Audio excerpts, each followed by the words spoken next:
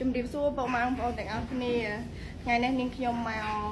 រំលេចបន្ថែមអំពីកុមារយឺតភាសាចាខ្ញុំនិយាយពីចំណុចមួយចំនួនដែលជាកង្វះខាតឬក៏ជាការធ្វើប្រហែស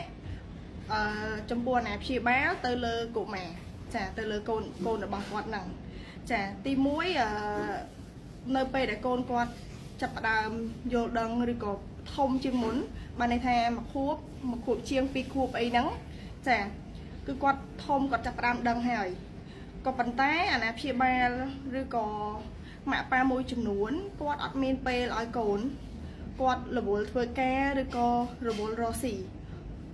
ចន្លោះកូនដែលចាប់ពីមួយខួបឡើងទៅហ្នឹងគឺក្មេងចាប់ផ្ដើមវិវត្តđấyបងប្អូនវិវត្តពីចេះដឹងតិចទៅចេះដឹងច្រើនពីចង់ដឹងតិចទៅចង់ដឹងច្រើន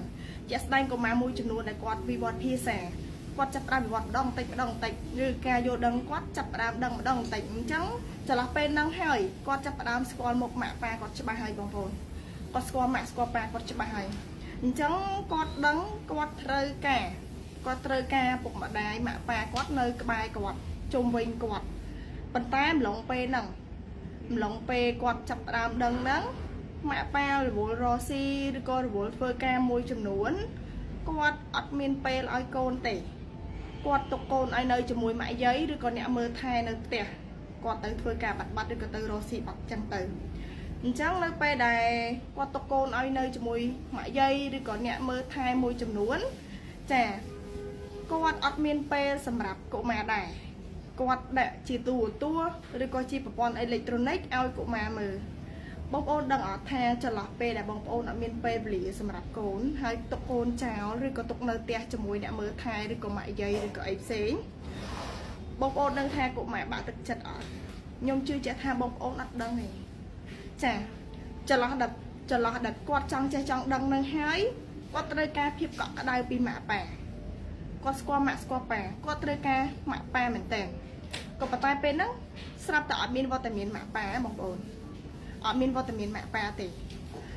អញ្ចឹងចន្លោះពេលហ្នឹងដែលធ្វើឲ្យកុមារអាចបាក់ទឹកចិត្តបានណាបងកុមារអាចបាក់ទឹកចិត្តបានណាបងប្អូនចន្លោះពេលហ្នឹងហើយបើសិនជាចន្លោះពេលហ្នឹងឲ្យគាត់មើលទូរទស្សន៍ឬក៏ប្រព័ន្ធអេឡិចត្រូនិកទៀត